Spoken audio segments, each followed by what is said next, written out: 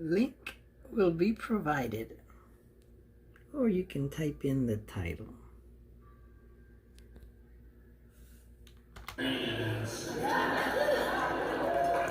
The Villages. Republicans know how important this demographic is, and campaigners for Trump, like Chris Sprouse, are taking nothing for granted. So we go down there and we meet the president. The Villages has been wildly supportive of the president. It's important that they turn out in big number to support him. I know that they're going to, because you can feel the energy tonight of the group of folks here. We're sitting right here. The president gives a 2-hour speech. In this room, Chris Sprouse is preaching to the choir. When I was walking into the parking lot last year, I saw a nice bumper sticker that said, "Jesus is essential."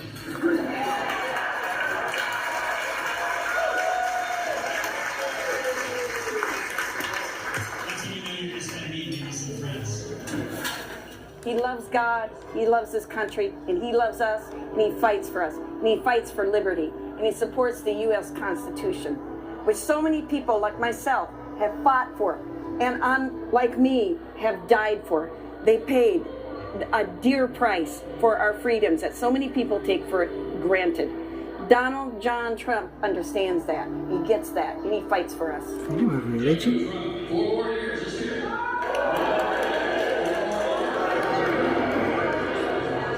After months of the president downplaying the COVID threat, tonight, no one here is wearing a mask. Very good. Where would we have been if the president would have stood up and says, "This is the worst thing that could have happened, everybody run and hide"? You know, he tried to put it in its proper perspective. All in all, I think when we come through all this and we look back, hindsight will say, all things being considered, he did a pretty good job. Okay, so we have yard signs too, if you want one of those. On the other hand, There's no price. there's the Biden camp. Not everyone sees it that way. We'll give you this. There's no doubt Trump's handling of the pandemic is a political issue here. So let me sign you in. We're doing this for COVID tracing. He's never considered it a big problem, which is an issue here. It could have been back to normal way before now if he had done what he needed to do, but he did not. He didn't shut things down. He didn't have people wear masks. He didn't put out the PPE. He just didn't do the stuff he needed to do. You live in the Villages, right? We do. Okay. On the other side of the fairway, Shelley Placito and her friends at the Villages Democratic Club are doing everything they can to prevent Trump taking Florida in 2020. Good morning. Hi. How are you? I just found you by accident. Good. I am registered to vote. Okay. And I have my registration card. Uh-huh. The question is, I can't remember if I requested a mail-in ballot or not. Okay. You know, this is a community of primarily over 55. I think the average age is 72. The Villages is the prime target for COVID to do some real damage. Chris Stanley is the president of the club. She retired here to the warmer weather 6 years ago and says Trump has caused division in the Villages. It's always been a really political place. It's always been a very Republican place. But we were able to coexist pretty peacefully. We don't anymore, particularly not in the last several months. If you're in a Republican golf game and you come out with, "I'm not supporting Trump," you may lose your golf game. You'll lose your social group. Your spouse will lose their social group and golf game. You won't be invited to the neighborhood party. Things are tense here. In this manufactured utopia for older Americans, divisions run deep. When Trump supporters held a golf cart rally to celebrate the president's birthday, tempers flared. Fuck Trump! Fuck Trump! Oh, listen to your president if you want nasty language. There you go, white power. You heard that? The guy in the golf cart is shouting white power. And that, in my life, is probably the most horrific thing I've ever seen. It was awful. And it took days before anybody in the Villages for Trump Club or the Republican Club to disavow it. It took days. It was horrible. And it brought us the kind of attention that nobody wants. Donald Trump amplified the conflict when he retweeted the footage. The Democrats who live here are very motivated to get rid of President Trump. Very motivated. As well as the independents and no party affiliates, the one that choose not to pick a party. People really want to see him go. So we are banking on our enthusiasm, mitigating the damage of the Republicans here in this area so the Democrats in other parts of the state can pick it up and we can get him out of office.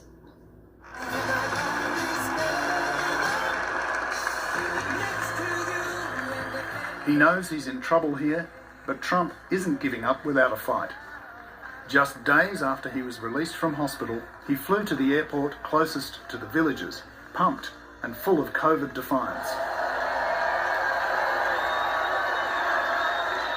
One thing with me, the nice part, I went through it, now they say I'm immune, I feel so powerful, I'll walk into that audience. I'll walk in there, I'll kiss everyone in that audience. I'll kiss the guys and the beautiful women and everybody. I'll just give you a big fat kiss.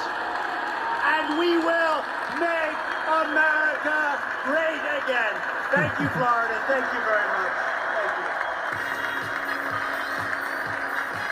Current polling suggests COVID has damaged Trump's chances in Florida. It is still close, but Biden is narrowly leading. Trump won Florida. Because Thank you, they have Cubans a large in retirement Miami. community, people aged 65 and over, and that cohort, according to the polls, are now favoring Biden because they feel a bit abandoned by this president in his response to or lack of response to COVID-19, because that's the most vulnerable group. So it'll be very interesting to see how Florida plays out.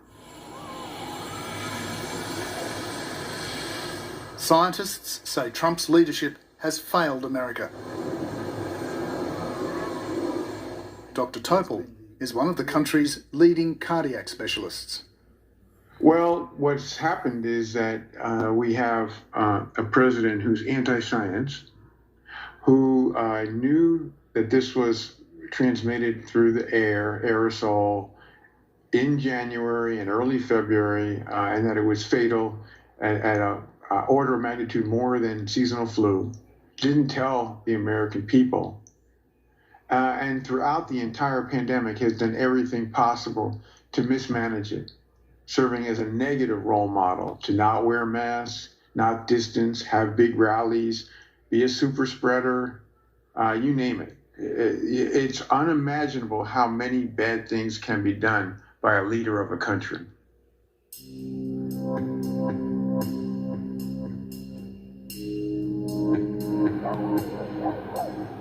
What? Another He was crucial leading in the battleground polls in for Trump Pennsylvania? runs through what are known as the Rust Belt states: Michigan, Wisconsin, and Pennsylvania. The once mighty industrial heartland of the Midwest, depressed by decades of manufacturing decline.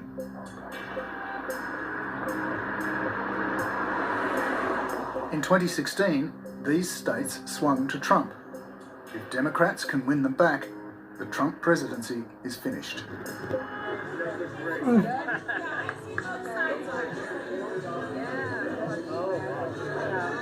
The team that's going to paint Pennsylvania red. Yes. How are you? Here in central Pennsylvania, grassroots Republicans are working hard for Donald Trump. At the Republican Women of Luzerne County Picnic Day, enthusiasm for the president still runs high. I know they say it every election, but this really is the biggest election of our time. And so to make sure that President Trump is sitting there in January is probably one of the biggest things we can do between now and November 3rd.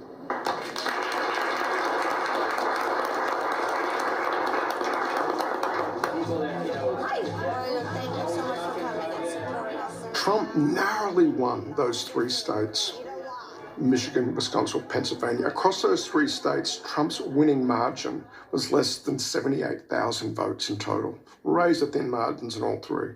So a little bit of swing back in each of those states delivers those three states. All states that Obama won in 8 and in 12, And if those three, just even on their own, were enough to come back, Biden wins if the rest of the map stays the same. So Biden begins in a pretty good place because Clinton lost so narrowly. Trump, on the other hand, is almost surely going to lose the national popular vote. And if he's going to win, it's going to be the same way he won in 2016, and that is by threading the needle of the Electoral College, winning states very efficiently, translating what is actually a pretty low, in relative terms, base of support into wins in just enough states to get there. Trump got there last time on the promise of bringing back industry. The Make America Great Again catch cry was a powerful message for people like Debbie Barbos. No, because they're going to ship the parts, and Mike will have to look them up anyway, so yeah. I feel President Trump can help the economy because he's a businessman. He's run businesses. Mom. He knows to run the country as a business. I feel Biden is more a feelings president than an economics president. When she's not organising Republican picnics, Debbie Barbos runs a machine tooling plant that makes parts for military equipment. Okay. Under Trump, her business is doing well. Make the extra one. He promised to bring manufacturing back to PA. Since he's been elected, we have 16,000 new manufacturing jobs in the area. The military, he increased spending with that. One industry close to us does military work. When he first took office, he increased the military budget by $760 million, and our workload increased 30%. Isn't that socialism? But not everyone is seeing an economic recovery. Most of the old industries are still struggling, and the Trump presidency has failed to deliver for many ordinary workers. Unemployment in Pennsylvania is over 10%, and COVID has smashed the economy. The polls always showed that Trump had a higher approval rating on the economy than almost anything else. He did believe, and with justification for his base, in America standing up, pro-manufacturing jobs, build it in America, take on international institutions that threaten American competitiveness, take on the World Trade Organization. But yes, he did have a terrific economic record going into this campaign. But the problem is that most people in the United States are one step away from economic catastrophe. And guess what? COVID is the catastrophe. Scranton is one of those Pennsylvania communities struggling with the tough economy.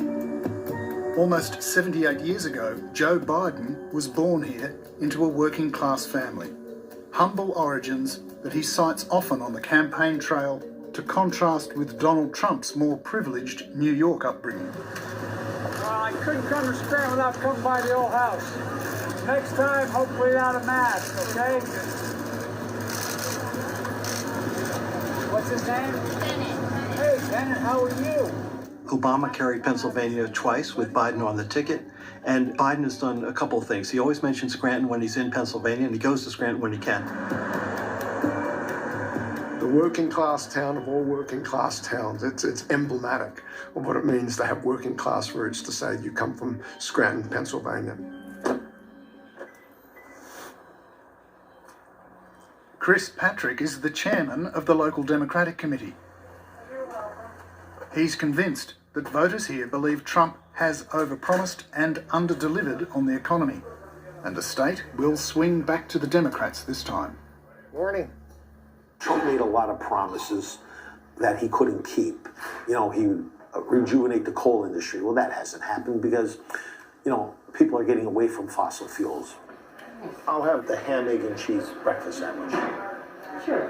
What would you like that on? A fancy roll or an English muffin? A roll. A roll? Yeah. That's exactly what it is. That's it. To win back Pennsylvania, we're in a battle. There's no denying we're in a battle. However, I feel that the people in Pennsylvania will vote for their native son, Joe Biden. It was a different election. This is a different election than it was in 2016. I think people trust Joe Biden. I think people could relate to Joe Biden.